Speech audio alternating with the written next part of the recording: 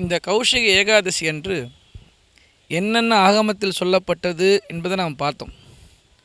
அதை உத்தேசித்து கோயில்களிலே எப்படி நடக்கிறது அப்படின்றத பார்க்கலாம். முதலிலே அன்றைக்கு காலமே ரக்ஷாபந்தனம் செய்யப்பட்டு பெருமாள் ஆச்சாரியர் புருஷர்களுக்கு சடாய் சாய்த்து விட்டு ராஜமகேந்திரன் சுற்று வலம் வரியாக வந்து இங்கே சந்தன மண்டபத்தில் எழுந்துள்ளப்படுவார். பிறகு அன்றைக்கு திருமஞ்சனமாக நடைபெற்று சாயங்காலமே உள்ளே எழுந்துள்ளார். பெருமாள் 5:30 உள்ளே போயிடுவார்.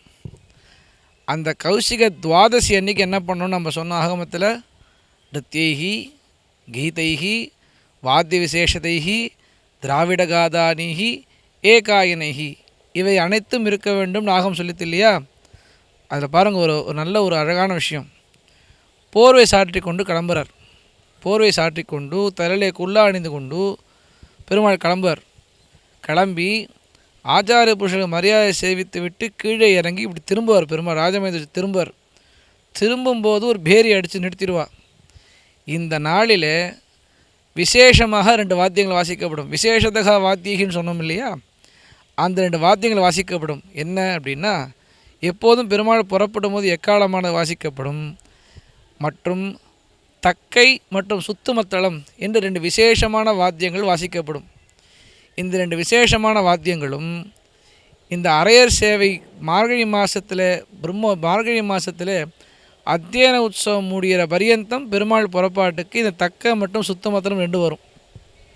பெருமாள் புறப்பட்டு வந்து சேன முதலியாருக்கு மரியாதை சேவித்து விட்டு விசேஷதகா வாத்தியத்தோடு சொன்னோம் இல்லையா, விசேஷமான வாத்தியங்களோடு வந்து அங்கே துலக்க நாச்சியாருக்கு படியேத்தம் கண்டருள பண்ணப்பட்டு பெருமாள் இந்த இந்த அர்ஜுன மண்டலத்தில் பிரவேசம் பண்ணுறார். அதில் ஆகமத்தில் என்ன சொல்லித்து, எந்த இடத்துல நிறுத்த கீத வாத்தியாதிகள் செய்கிறாளோ அந்த மண்டலத்தில் பிரவேசம் பண்ணுறார். பகல்பத்து மண்டலத்தில் பிரவேசம் பண்ணுறார் பெருமாள். மார்கழி மாதத்தில் நடக்கக்கூடிய பகல்பத்து மண்டலம் பிரவேசம் பண்ணுறார்.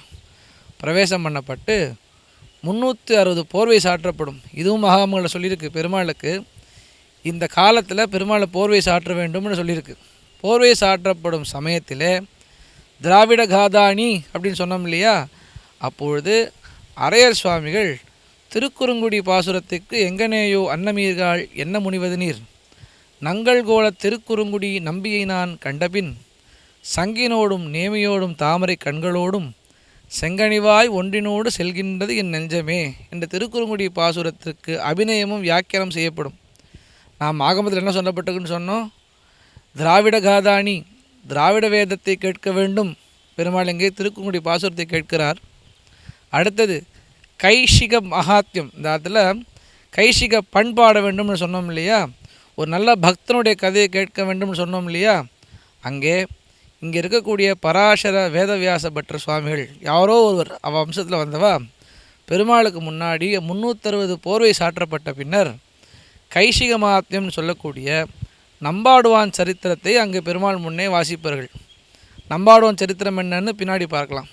இப்போ ஆகமம் என்ன சொல்கிறதுன்னு சொன்னோம்? ரக்ஷாபனம் செய்ய வேண்டும். ரக்ஷாபனம் பண்ணுறா பெருமாளுக்கு. வாத்திய விசேஷதைன்னு சொன்னோம். தக்க சோமங்களத்தோடு சுத்தமதோடு பெருமாள் எழுறார். அடுத்தது போர்வை சாற்றப்பட வேண்டும்னு சொல்லி போர்வை சாத்திக்கிறார். நல்ல திராவிட வேதம் கேட்க வேண்டும் என்று சொல்லப்பட்டிருக்கு. திராவிட வேதத்தை அரையர் மூலமாக கேட்கிறார். நிருத்ய கீத வாத்தியகி நாடகாதிகி நாடகங்களை அங்கே அரையர்களுக்கு அபிநயம் செய்து கொண்டு காண்பிப்பார். பிறகு நல்ல பக்தனுடைய கதையை கேட்கணும்னு சொன்னோம் இல்லையா? அதையும் பெருமாள் அங்கே அனுபவிப்பார். இப்படி ஜாகரேன ஜெகத்பதி பக்தி பாகவதி சக ராத்திரி முழுக்க தூங்காமல் இந்த கதைகளை கேட்க வேண்டும் என்று ஆகமங்கள் சொல்கின்றன.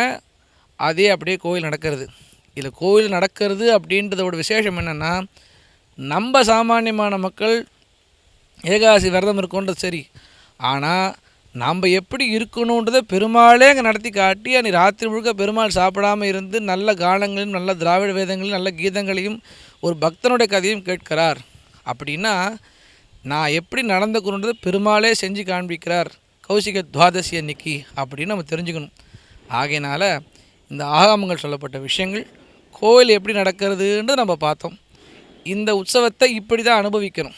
ஏன் அப்படின்னு சொன்னால், நம்ம ஒரு விஷயத்தை பண்ணுறோம், பார்க்குறோம், கேட்குறோம் அப்படின்னு சொன்னால், இது ஸ்கிரிப்டில் ஆகமம் என்ன சொல்லியிருக்குன்றதை அனுபவித்து பெருமாளை சேவித்தோம்னு சொன்னால் அந்த அனுபவமே அனுபவம் தான்.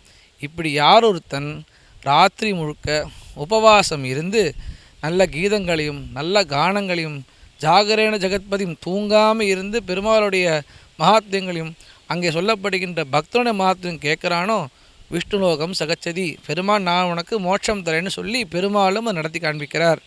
அதனால் இந்த கைசிக மகாத்மியம் கைசிக புராணம் அப்படிங்கிறது கைசி ஏகாதசி அப்படின்றது வைகுண்ட ஏகாதசி காட்டிலும் வசதியானது என்பதை குறிக்கும் வண்ணமாக இந்த பெருமாள் என்ன ஆகமத்தில் சொல்லப்பட்டிருக்கோ அப்படியே கோயிலும் அது நடக்கிறது. கைசிக ஏகாதசி அன்றைக்கு கைசிக துவாதசி அன்றைக்கு யார் ஒருத்தன் பெருமாளையும் பக்தரையும் ஒன்றாக சேவித்து பெருமாள் கதை ஸ்ரீமத் கதாசிரவண கீர்த்தன சிந்தையீத்தி பெருமாளுடைய கதையை கேட்டு பக்தனுடைய கதையை கேட்டு பெருமாளில் லயிக்கிறானோ அவனுக்கு சத்தியமாக மோட்சம் உண்டு அப்படின்னு காண்பிக்கும் வண்ணமாக இந்த கைசிக துவாதசி கைசி ஏகாதசி மகாத்மியங்களை நாம் சொன்னோம். அனைவரும் வந்து கலந்துக்கணும், பெருமாளுக்கு போர்வை சாற்றப்படும் வைபவங்களை கலந்துக்கணும், பார்த்துக்கணும், எல்லாம் கேட்கணும், பக்தனுடைய கதையும் கேட்கணும் என்று பிரார்த்திக்கிறோம்.